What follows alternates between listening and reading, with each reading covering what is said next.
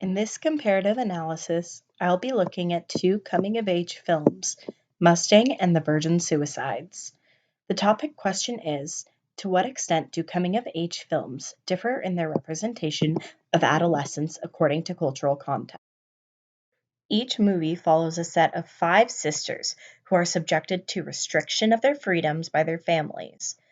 The societal expectations are different in each situation, but a similar result occurs as the girls are kept out of the rest of the world and locked in their homes. In both films, the 5 sisters are controlled by societal expectations of women in their cultures. The differences in the films center around the differing expectations in their lives, either from family, friends, or those around them.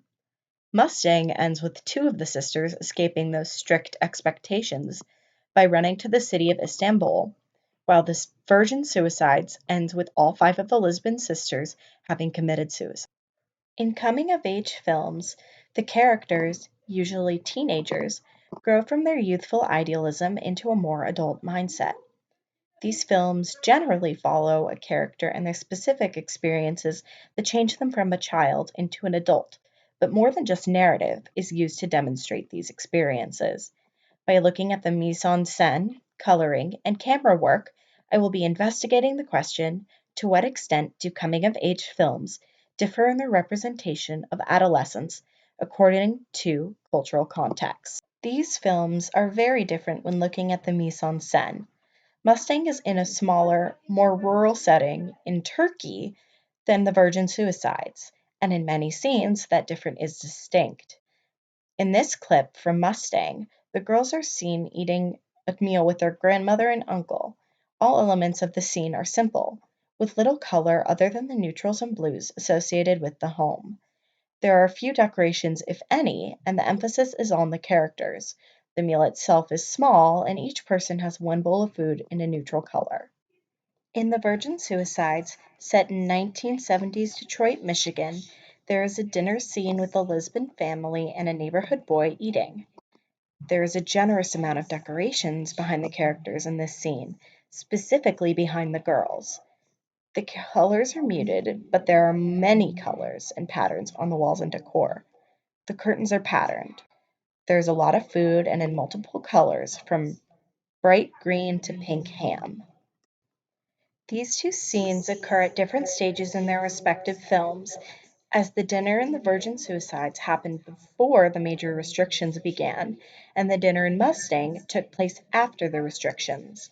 In both, the costuming and the mise-en-scène of the girls gave them color and patterns that were far brighter than the background. In this scene in Mustang, one of the sisters wore a white shirt with flowers embroidered on it. In The Virgin Suicides, the sisters wore floral patterns with various colors on them. The difference is, by putting all the girls in the same sort of outfits in The Virgin Suicides, it creates a feeling of sameness among the girls, turning them into one entity and losing their individual personalities. In Mustang, it focuses on developing those personalities and emphasizing the action of one girl in the scene rather than all of them together. The more modern film chose to use mise-en-scène to take a more feminist route and define each girl rather than putting them into one group. Mise-en-scène is closely connected to the coloring of different scenes. The coloring of the movies is very similar, shifting between the emotional responses of the girls and their environments. In Mustang, when the girls are together in their bedrooms, they are safe from the expectations of the men and women in society, pressuring them into behaving one way or another. In the outside world, wearing brown dresses, the color and tone of the shots is leaning toward cooler shades. These colors create more distressing feelings rather than the warmth associated with reds, oranges, and yellows. In The Virgin Suicides, when the girls are in their bedroom, they are in a similar set of colors as the girls from Mustang. The Lisbon sisters in The Virgin Suicides, however, have more blues and cooler hues after the death of their youngest sister in the beginning of the film. Their bedroom does hold some of the warmest set of colors, even after this event.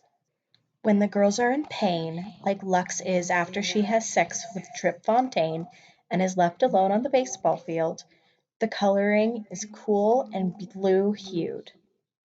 The colorings define the emotional experiences of the girls.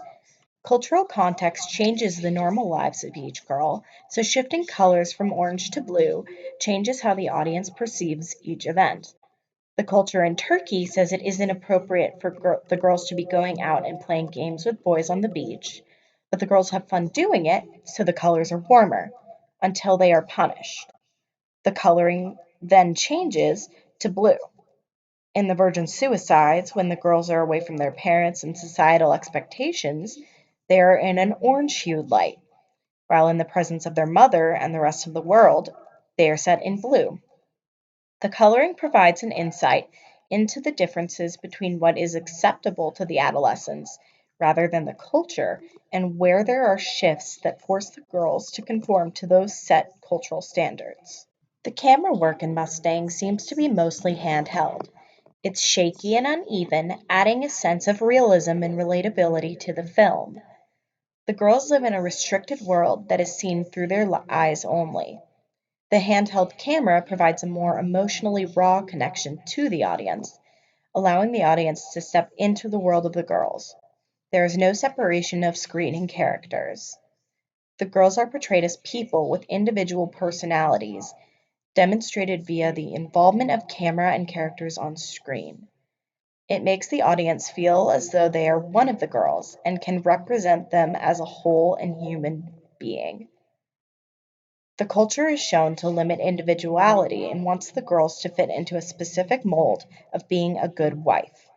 By allowing the girls a space to be fully developed characters and people, connecting them to the audience through the camera work, it challenges this cultural notion of perfection and distinct expectations. The Virgin Suicides has more steady shots, likely taken with a tripod, but the angles that are used differ depending on who is in the shot. When the girls are being filmed, the shots and angles tend to group them together and create an ethereal feeling. The girls are seen as a single person rather than different individuals. When the boys, who are obsessed with the girls, are filmed, they are distinguished by their ideas, goals, and dialogue. The shots are taken as though they are watching everything unfold rather than participating in the action. The girls are seen on angles, many where they are lying down or lazing around their rooms. The steadiness of the camera is countered by the various angles, creating a feeling of ghost like energy. In this culture, the girls are expected to behave in a specific way to their mother and father's expectations of them. The society they lived in was based around men, who filtered their experiences into a male lens. Society and their parents forced them into a set of expectations that were clarified by men, losing their individuality they held as people. Having examined pieces of the film, the director's intentions are more clear. Both directors Sofia Coppola of The Virgin Suicides and Denise Gamze Erguven of Mustang wanted to create an image of young and teen girls that stemmed from feminism. Coppola, the photo on the right, focused on developing the Lisbon girls as untouchable, mysterious characters in the minds of the narrators, emphasizing the lack of understanding many people have about the minds of young women. Erguven showed the emotionally softer aspects of younger women, looking into the minds through the eyes of the sisters. This is the major difference. Both wanted to show the complexities of feminism and individuality of women, but approached them in two distinct ways. Coppola kept the audience outside of the minds of the girls, in constant wonder and confusion, by grouping them into one entity and using their surroundings to demonstrate their emotions about experiences rather than showing them. Argoven showed the audience how the girls felt and experienced each event of their lives by connecting the audience to the action through the camera work and focusing the scenes on characters and their interactions with each other rather than entirely on the mise en scène. Overall, coming of age films have the same core ideas. Each looks at how a character or group of characters develop their personality around the events of their lives and societal expectations. In both of these films, society places pressure on the girls to behave and present themselves a certain way so the world perceives them the way their families desire. Coming-of-age films tend to challenge those expectations and represent the characters in a way that contradicts society or plays up the opposing ends of the spectrum to show the audience how society is shaping youth. Society and culture influence films and filmmakers to develop new, contradicting ways to present adolescence in coming-of-age films.